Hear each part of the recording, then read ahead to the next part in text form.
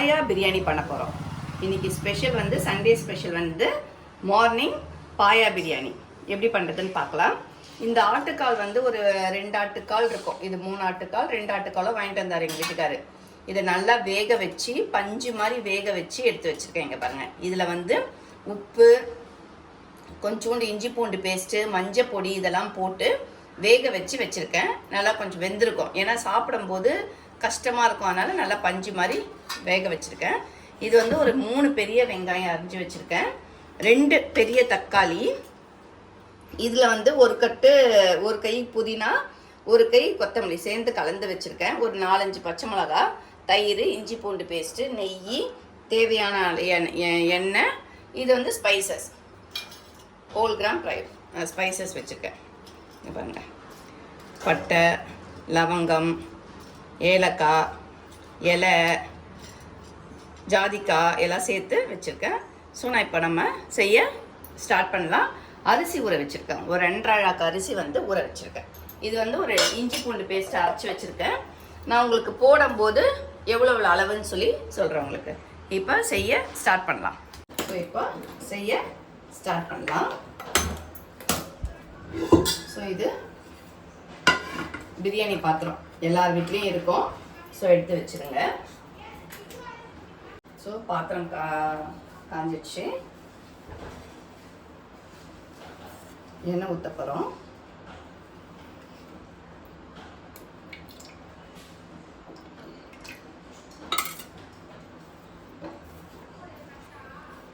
இது என்ன ஒரு 4 குழிக்கரண்டி எண்ணெய் இருக்கும். 4. ஓகே. இது கூட டேஸ்ட்டுக்கு தான் இந்த நெய் ஒரு 1/2 ஸ்பூன் போதும்.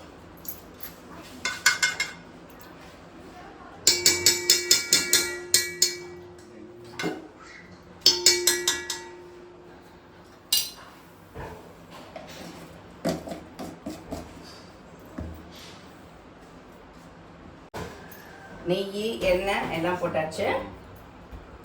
ஒரு நிமிஷம்.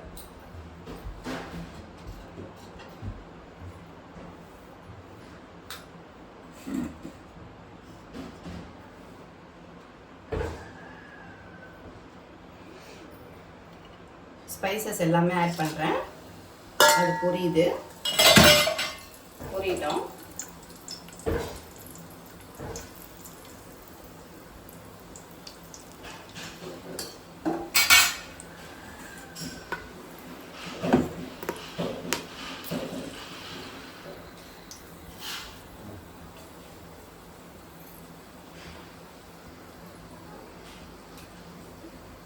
ஸோ இந்த இப்போ வெங்காயம் ஆட் பண்ணிக்கலாம்.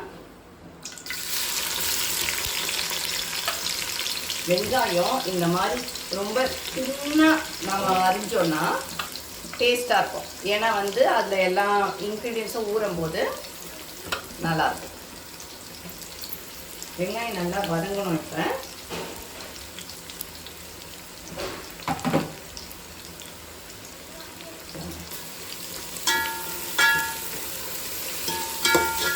வெங்காயம் நல்லா வதங்கணும், பொன்னிறமாக வதங்கணும்.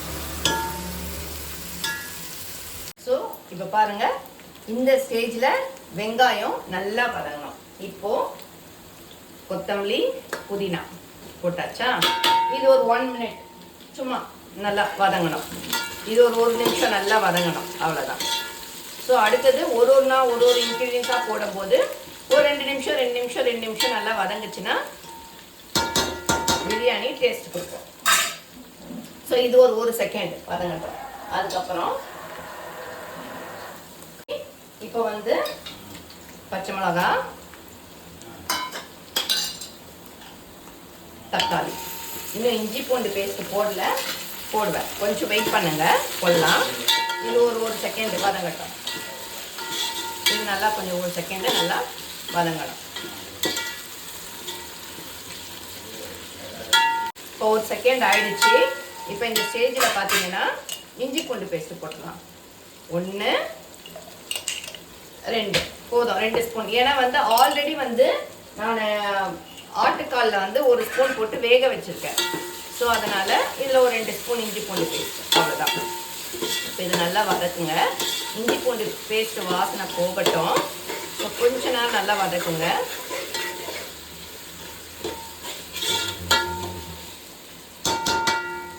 இப்படி கலரி விட்டுக்கிட்டே இருங்க. ஏன்னா இஞ்சி பூண்டு பேஸ்ட்டு போட்டதுனால அடி பிடிச்சிடும். அதனால் கொஞ்சம் இந்த மாதிரி கலரிட்டே இருந்தீங்கன்னா வதங்கிடும். ஸோ இப்போ இந்த ஸ்டேஜில் மஞ்சள் பொடி 1 ஸ்பூன், இது வந்து தனி மிளகாத்தூள் 1 2 3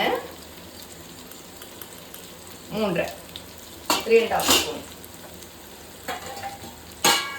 ப்ளஸ் இது வந்து என்னுடைய வீட்டு குழம்பு மிளகாத்தூள் கொஞ்சமா ஒரு 1/4 ஸ்பூன், அவ்வளோதான்.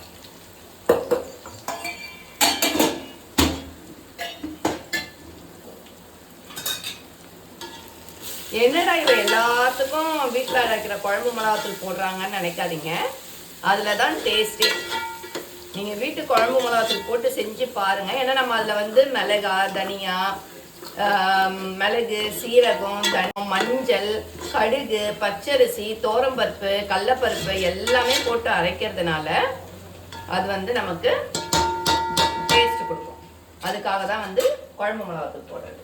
சும்மா கொஞ்சமாக போட்டால் போதும். அடுத்த ஸ்டேஜ் வந்து தயிர். அது ஒரு 1/4 கப்பு தயிர் இருக்கும், அவ்வளோதான் போதும் இந்த தயிர். ஸோ இப்போ இந்த தயிர் போட்டுட்டு இப்போ தயிர் போட்டதுக்கப்புறம் நல்லா கிண்டலாம். கொஞ்சம் கலரிட்டே இருங்க. ஏன்னா வந்து பாருங்க அடி பிடிச்சிடும். மசாலா இருக்குல்ல, மசாலா இருக்குன்னா அதனால் அடி பிடிச்சிடும்.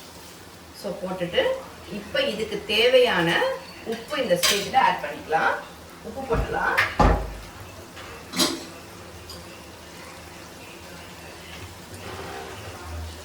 பாருங்க ஒரு கை உப்பு.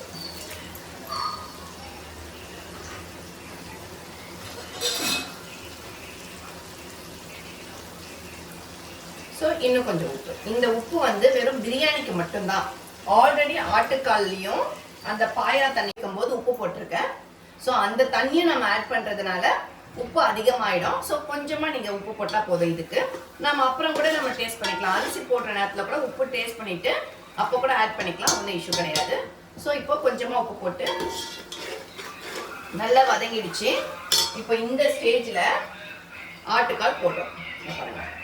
இந்த ஸ்டேஜில் ஸோ இங்கே பாருங்கள். இப்போ காலை நான் நல்லா வேக வச்சுட்டேன். ஏன் காலை வேக வச்சுருக்கேன்னா மட்டனில் வந்து கால் கொஞ்சம் வேகாது சீக்கிரமாக.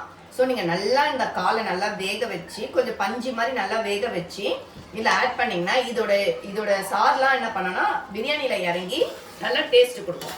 ஸோ அதனால் நீங்கள் கால் மட்டும் கொஞ்சம் நல்லா வேக வச்சுக்கோங்க. ஸோ இப்போ இந்த ஸ்டேஜில் தண்ணி, அரிசி எல்லாம் ஆட் பண்ண போகிறோம். நான் இந்த கப்பில் 2.5 கப்பு வந்து அரிசி எடுத்திருந்தேன். ஸோ அப்போ நம்ம 5 கப்பு தண்ணி வைக்கணும். 5 கப்பு தண்ணினும் போது அரிசி ஊற வச்சு 3 கப்பு தண்ணி இதில் வச்சுருக்கேன். இது ஒரு 2 கப்பு தண்ணி. இது வந்து ஆட்டுக்கால் பாயா வேக வச்ச தண்ணி. ஸோ இது ஒரு 2 கப்பு தண்ணியும் ப்ளஸ் அரிசி ஒரு 3 கப்பு தண்ணி. ஸோ அரிசி ஒரு 3 கப்பு தண்ணி. ஸோ டோட்டலாக 5 கப்பு தண்ணி எடுத்து வச்சுருக்கேன். ஸோ இப்போ நம்ம இதில் ஆட் பண்ண போகிறோம்.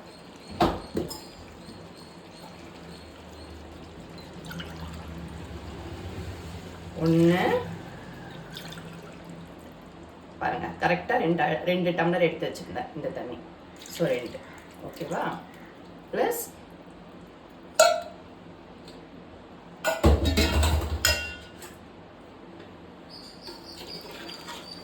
இது கூட அரிசி.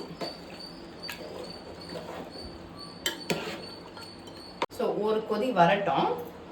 ஏன்னா இப்போ வேக வைக்கணும் ஆட்டுக்காலை, நீங்கள் வேக வைக்கணும் அப்படிலாம் அவசியமே கிடையாது. ஏன்னா ஆல்ரெடி வேக வச்சுருக்கோம் ஆட்டுக்காலை. அந்த ஆட்டுக்காலும் ஆட் பண்ணிட்டோம், மசாலா எல்லாமே ஆட் பண்ணிட்டோம், அதோட தண்ணியும் ஆட் பண்ணிட்டோம்.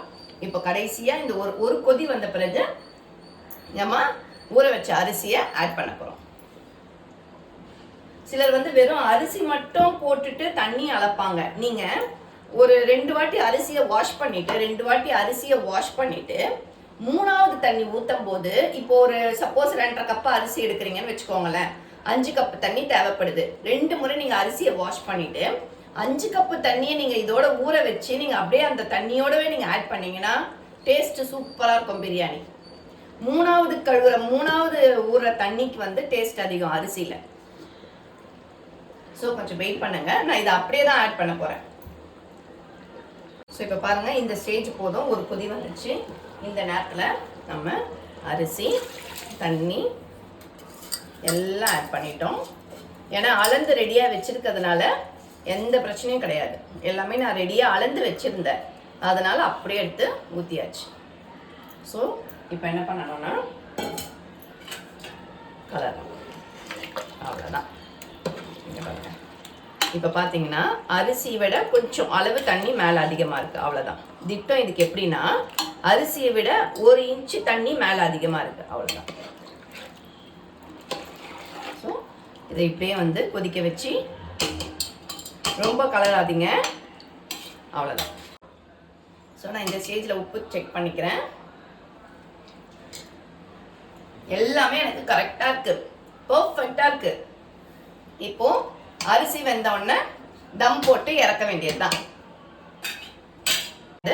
முடி போட்டு வேக வைக்க போகிறேன், அவ்வளோதான். இதுக்கப்புறம் ஒரு 20 மினிட்ஸ் கழிச்சு உங்களுக்கு திறந்து காட்டுறேன்.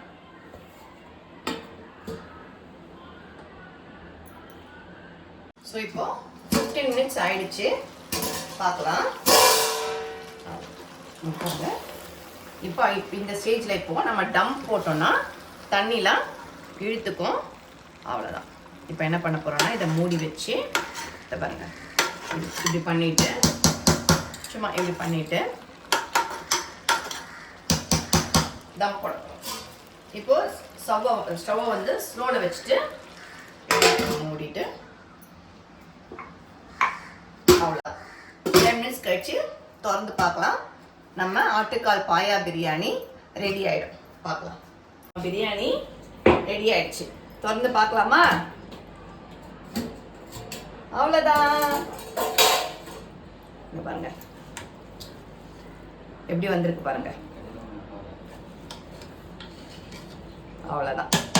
இந்த ஸ்டேஜில் உங்களுக்கு கொத்தமல்லி வேணாலும் நீங்கள் கொத்தமல்லி போட்டுக்கலாம், இல்லை புதினா போட்டாலும் நீங்கள் புதினா போட்டுக்கலாம், அவ்வளோதான்ப்பா. சாப்பிட்டு பார்த்துட்டு செஞ்சுட்டு எப்படி இருக்குன்னு எனக்கு கமெண்ட் பண்ணுங்கள். சப்ஸ்கிரைப் பண்ணுங்கள் என் சேனலை. தேங்க்யூ.